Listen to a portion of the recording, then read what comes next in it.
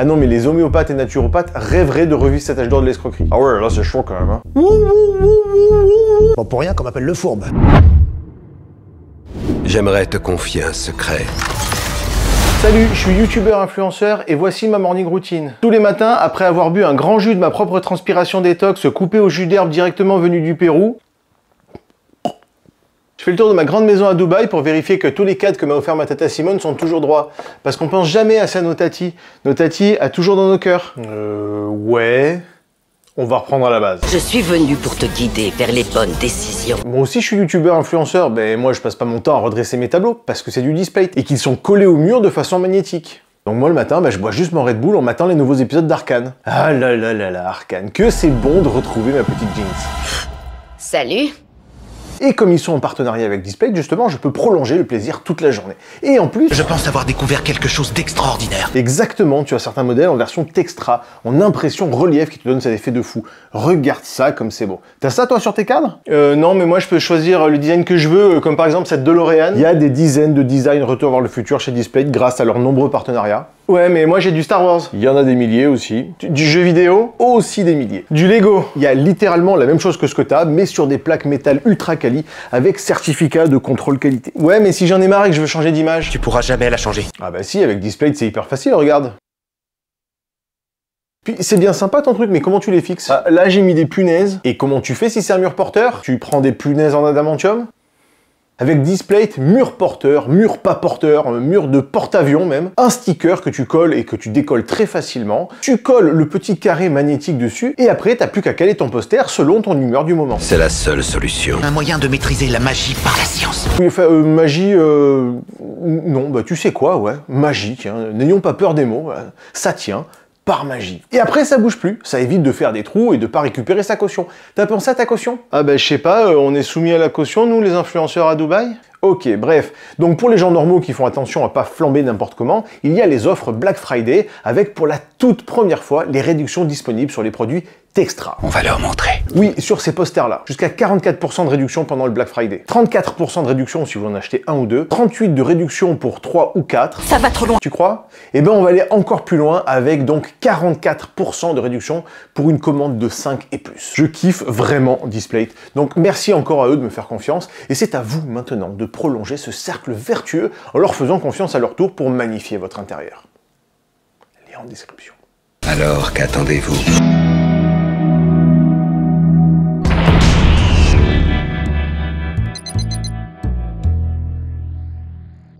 L'hiver arrive, les premiers flocons blanchissent les contre-allées de votre petite ville paisible et vous avez peur que vos parties honteuses ne gèlent dans les affres hivernaux? Protégez vos bourses dans les slips radioactifs Iradia.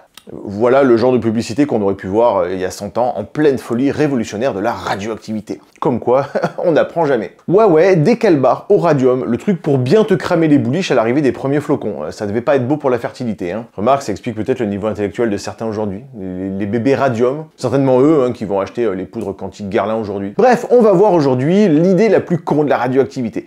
Et il y a de la pépite niveau olympique. Petite annonce rapide pour vous dire qu'on se retrouve le week-end prochain à la Camoplay à Dijon, entouré des plus grandes voix françaises, et pour quelques petites animations très cool avec elles, et également avec les copains Gontran H, Astronico, vous avez le droit, j'ai de la culture geek, et également Nutiteuf et Chose. N'hésitez pas à venir vous abonner à Instagram, c'est là-bas qu'on communique sur tout ça, hein, c'est plus pratique. Si, venez vous abonner, allez, cliquez.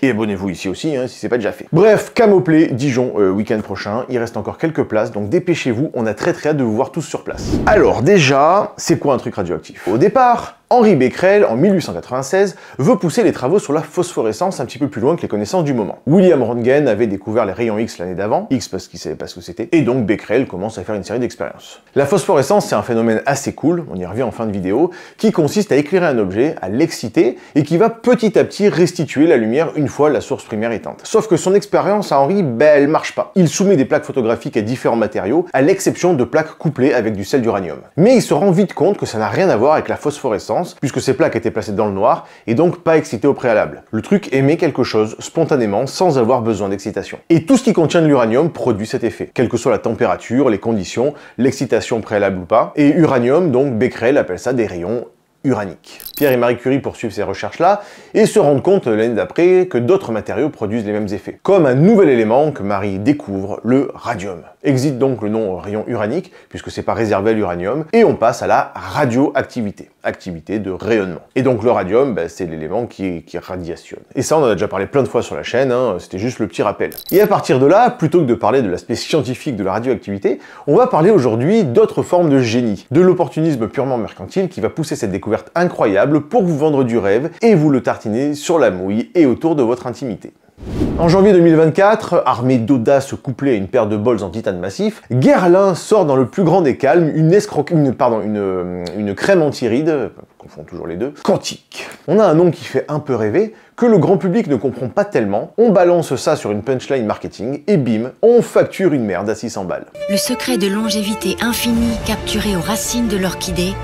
Sauf que là où la crème anti-rides de Guerlain n'est absolument pas plus quantique que moi, je ne suis un âne encroché, les petits malins du début du XXe siècle ont surfé sur une vague de découvertes scientifiques pour vendre des produits un petit peu plus problématiques. Des produits enrichis au matos radioactif, dont la célèbre crème anti-rides Thau-Radia. Dès les années 1910, la découverte du couple Curie ne tombe pas dans l'oreille d'un lapin. Et un pharmacien du nom d'Alexandre Jabouin commence à sentir le filon. On s'est rendu compte que le radium avait des vertus curatives, notamment contre le cancer. Et le Alex, là, il se dit qu'un truc qui envoie des rayons tout seul, paraît un peu magique, qui chauffe, qui guérit la pire des saloperies, et avec un nom un petit peu sympa, ça va lui faire assez rapidement des nouilles encore. Alors pas con, le gars se renseigne s'il a le droit de le faire ou pas, mais comme tout est nouveau et que les politiques déjà il y a 100 ans ne comprenaient pas grand chose au monde qui les entoure, la loi était un peu aux fraises sur ce qui était permis ou pas. Donc ni une, ni deux, ni trois, ni quatre, Jabouin lance la marque Thau-Radia qui va commercialiser des cosmétiques dits radifères aux vertus miraculeuses à la limite de la malhonnêteté intellectuelle que même certains célèbres descendants scientifiques un siècle plus tard n'auraient peut-être pas osé. Ah ouais, là c'est chaud quand même, hein. Mais qui dit nouveau, scientifique et miraculeux, dit aussi un petit peu d'appréhension. Et ça, l'appréhension, c'est moyen pour les affaires. Lui, ce qu'il veut, c'est vraiment jouer sur le côté magique du truc, tout en ayant la caution scientifique qui va avec. Donc il va chercher à s'associer au plus grand nom du domaine,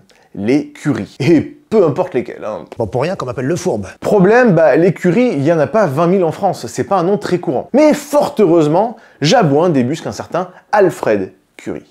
Aucun lien, je suis fils unique. Ah, Né en 1873 et titulaire d'une thèse à la faculté de médecine de Paris en 1900, mais sans aucun lien avec Pierre et Marie, qui va vendre son blaze, son patronyme, à la société Sécor qui commercialise la crème de beauté Thau-Radia. Ah non, là vraiment, c'est trop pour moi, même moi j'aurais pas osé. Hein. Parce que, ouais, Curie, c'est un nom vendeur. Déjà, c'est joli, c'est court, c'est facile à retenir, et à l'époque, leur découverte fait d'eux des stars. Mais la fourberie va encore plus loin que ça. Et si. Parce que, bon, limite, le truc risque d'être un poil dangereux de se tartiner la gueule avec du matos radioactif. Ouais.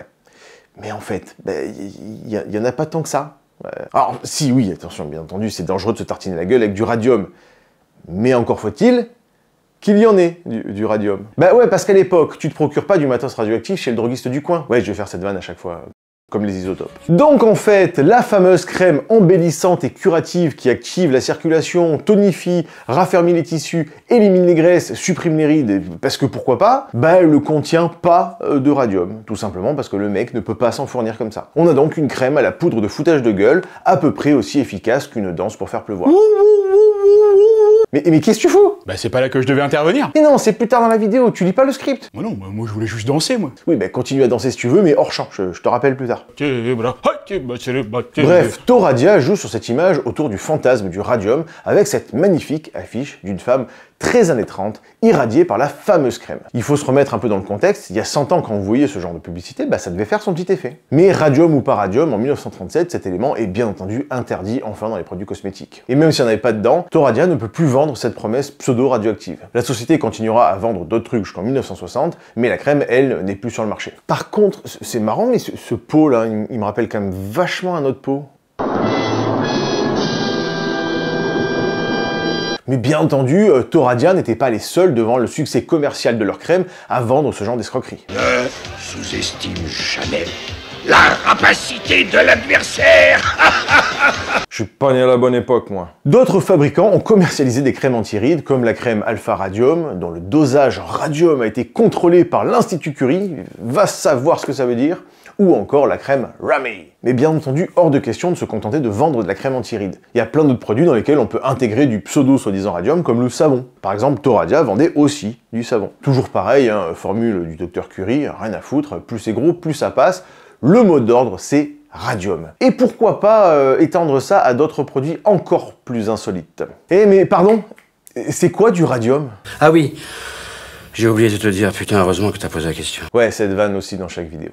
Le radium est un... Oh, un display. Lien en description pour toutes les promos. Le radium est donc un élément chimique, le numéro 88. Situé ici. Il fait partie de la famille des métaux alcalino-terreux. Espèce de cul terreux. Petit rappel, un élément chimique est déterminé par son nombre de protons. Le radium étant l'élément numéro 88, il a donc 88 protons. Cependant, il peut avoir un nombre de neutrons variable. Et protons plus neutrons, ça va donner un nombre. Le radium 226, donc, est un atome de radium avec 88 protons et 138 neutrons. Mais il peut avoir plus ou moins de neutrons, c'est ce qu'on appelle des isotopes.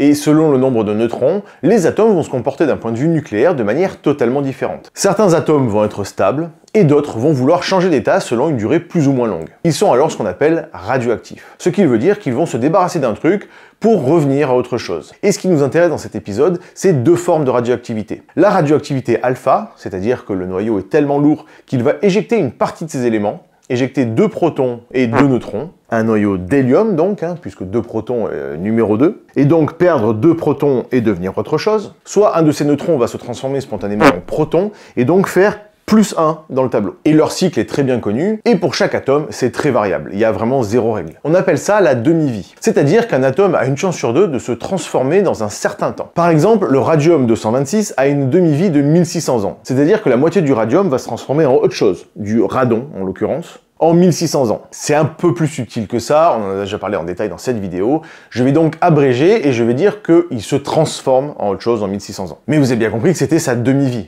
c'est une probabilité. Si vous avez 1 kg de radium, certains atomes vont se transformer en 1 seconde et d'autres en 10 000 ans. Mais statistiquement, si vous avez 1 kg à la base, dans 1600 ans, vous aurez plus que 500 grammes, dans 3200 ans, 250 grammes, etc. Par contre, contrairement à certains atomes comme le carbone, l'oxygène, etc., il n'existe pas de version du radium qui soit stable. Tous ces isotopes sont radioactifs. Sa version la plus énervée, le radium 222, 88 protons et 134 neutrons, se désintègre en 38 secondes, quand sa version la plus stable, le radium 226, a une demi-vie de 1600 ans. C'est donc Marie Curie qui le découvre en 1898 par extraction de pêche-blinde, et on en a déjà parlé dans cette vidéo. Mais alors, c'est ça qui est intéressant. Pour les plus pointus d'entre vous, vous aurez remarqué un tout petit souci. Comme vous le savez, les éléments chimiques autour de nous sont tous créés au cœur des étoiles mourantes. Mais si le radium ne possède qu'une demi-vie de 1600 ans, c'est-à-dire que la moitié du radium se transforme en autre chose tous les 1600 ans. Depuis la formation de la Terre, tout le radium aurait dû complètement disparaître. Sauf que voilà, si le radium se transforme en un élément moins lourd, du radon en l'occurrence pour le radium 226, il est lui-même un élément moins lourd de la transformation du thorium,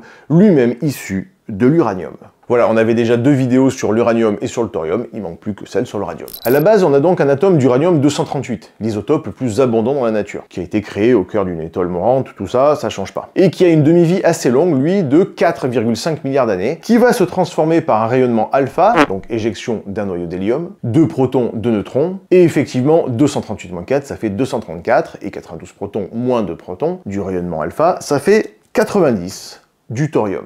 Et donc, toujours de la même manière, le thorium étant lui-même radioactif, pas stable, il va spontanément se changer en 24 jours en... merde, là qui remonte. En protactinium 234. Un de ces neutrons va se transformer en proton en émettant un électron. Et donc 90 protons plus un neutron, on passe à l'élément 91, le protactinium. Et le nombre d'éléments dans le noyau, lui, ne change pas, donc le protactinium 234. Le protactinium 234, radioactif également, va se transformer en 6 heures en uranium 234. Il remonte encore dans le tableau. Donc on est passé de l'uranium 238 à l'uranium 234 par émission de rayonnement β-. Et l'uranium 234, qui a une demi-vie de 247 000 ans, lui va de nouveau émettre un rayonnement alpha. Perdre 2 neutrons, redevenir du thorium, mais 230 cette fois, et qui lui, en 75 000 ans, va émettre un rayonnement alpha de nouveau, un noyau d'hélium, perdre de nouveau 2 protons, et donc passer du 90 au 88. Enfin, ça devient du radium 226, l'élément découvert par Marie Curie qui a une demi-vie de 1600 ans. La quantité de radium est donc constamment renouvelée. Alors bon, là je vous le fais en détail, mais en gros c'est assez facile, on a des atomes avec différents éléments dans leur noyau, leur instabilité va les pousser soit à éjecter une particule alpha, soit un neutron à se transformer en proton. L'inverse est aussi vrai également, mais ça ne nous intéresse pas dans cet épisode aujourd'hui. Changeant ainsi au fur et à mesure leurs différentes propriétés, jusqu'à un atome enfin stable. C'est bon ? N'hésitez pas à relancer ce chapitre si jamais c'est un petit peu chaud. Et donc, c'est ce petit élément miracle qui va déchaîner les folies au début du XXe siècle. Alors bien entendu, les crèmes c'est bon pour les bonnes femmes et le savon pour les fragiles qui se lavent. Être propre, c'est fragile. Il fallait donc étendre l'offre à d'autres objets beaucoup plus indispensables à la survie comme les vêtements et sous-vêtements. Pullule alors toute une gamme d'offres radioactives allant du slibard à la laine ou le fil de coton enrichi au radium pour vous tenir les miches au chaud lors des longues soirées d'hiver. La laine au radium étant vendue comme indispensable aux enfants, aux adultes, aux vieillards et aux malades. C'est une source de chaleur et de vitalité, et bien entendu, c'est traité scientifiquement. Tout ce charabia n'a absolument aucun sens, mais tout est bon pour vendre. Et tout y passe, donc les sous-vêtements radioactifs du docteur Boré, jusqu'au torchon qui carrément évite les blessures.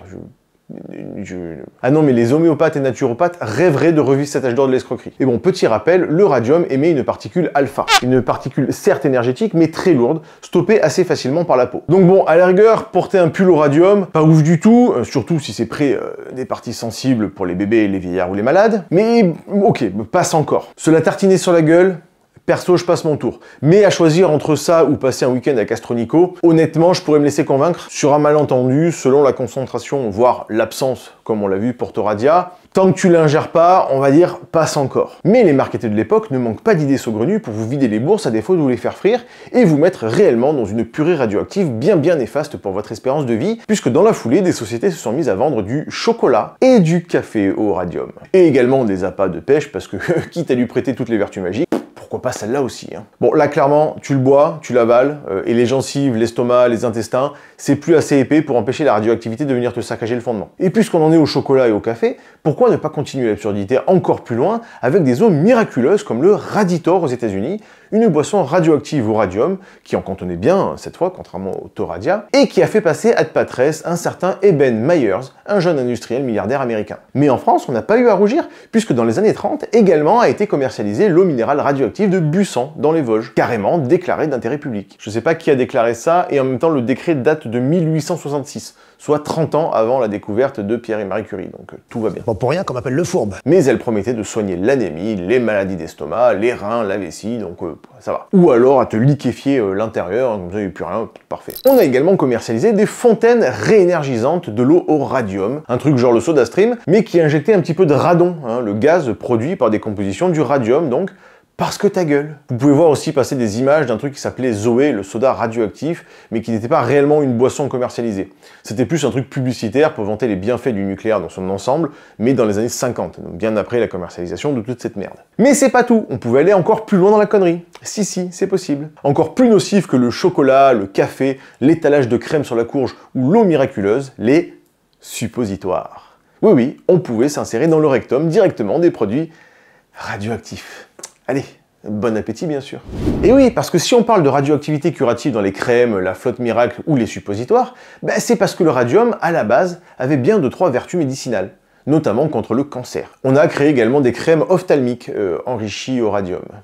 Ça doit venir de là, les yeux d'Alexandra Daddario. Et puisque le radium semble miraculeux, pourquoi ne pas en foutre réellement partout ? Vers le milieu du XXe siècle, ce matériau est de plus en plus facile à trouver et ses propriétés phosphorescentes attirent les industriels qui veulent en tartiner partout. Imaginez, vous avez une montre et elle brille dans la nuit. Ce serait pas trop la classe? Et c'est ainsi que pendant une trentaine d'années, jusqu'en 1963, les montres et horloges étaient généreusement pastissées de radioactivité sur leurs aiguilles et leurs cadrans. Seulement voilà, pour peindre quelque chose d'aussi fin, on employait des techniciennes qu'on appelait les Radium Girls, qui avaient pour habitude de mouiller le bout de leur pinceau avec leurs lèvres et donc de déposer une petite quantité de radium sur leurs lèvres et leurs gencives. Et vous vous en doutez, ça n'a pas très bien fini pour elles. Cancer de la bouche, de la face, de la gorge et autres réjouissances ont eu raison de se sacrifier de la radioactivité n'importe comment. Devant le scandale, beaucoup d'usines ont fermé à la va-vite, laissant des tas de poussières radioactives, de matières premières à base de radium, et cette histoire de phosphorescence radioactive, quand j'étais gamin, on entendait encore ça tout le temps. Le premier exemplaire de Science et Vie Junior que j'ai eu, c'était une couverture phosphorescente, et on se demandait encore si c'était pas radioactif et donc dangereux. Et donc là, c'était de la Luminova, inventée en 1993 par l'entreprise japonaise Nemoto. Et donc pas radioactif, rassurez-vous. Mais le problème, c'est qu'au-delà des usines, des anciens immeubles qui restent contaminés par le radium, pas forcément toujours très bien répertoriés et enterrés à la va comme je te pousse, il y en a plein. Tout comme plein d'objets. Il y a des montres qui traînent encore un peu partout, et aussi des collectionneurs qui les cherchent, donc pas prêts de s'en débarrasser. Je vous mets quelques liens en description pour en savoir plus. Dans les maisons des vieilles tatas, on trouve également d'anciennes fontaines au radium oubliées dans les greniers. Mais le radium a aussi servi pour la fabrication de paratonnerres ou de détecteurs de fumée dans les années 40. Une foultitude d'objets oubliés, comme de l'ancien matériel médical par exemple, contenant encore cette radioactivité, traînent encore un peu partout. Aujourd'hui, des organismes comme l'ANDRA répertorient et tentent de récupérer les objets pour les stocker et les isoler. Mais si le radium a une radioactivité très énervée, 1600 ans de demi-vie, ça fait quand même beaucoup désintégrations à la seconde, l'uranium, lui, n'a pas le même problème, puisqu'il est 3 millions de fois moins radioactif. C'est pour ça qu'on peut trouver des objets utilisant des propriétés de radioactivité et de phosphorescence ultra cool, comme l'ouraline. C'est à toi, là. Ah, pardon, ok,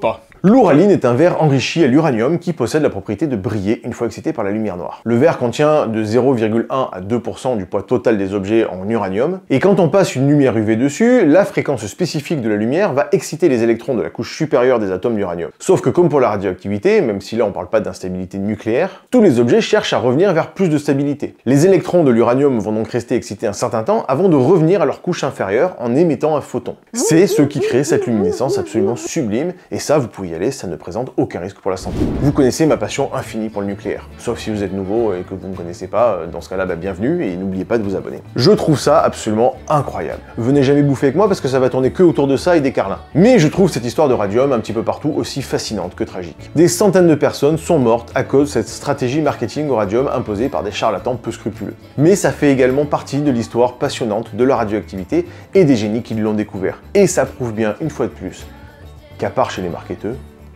le génie est partout.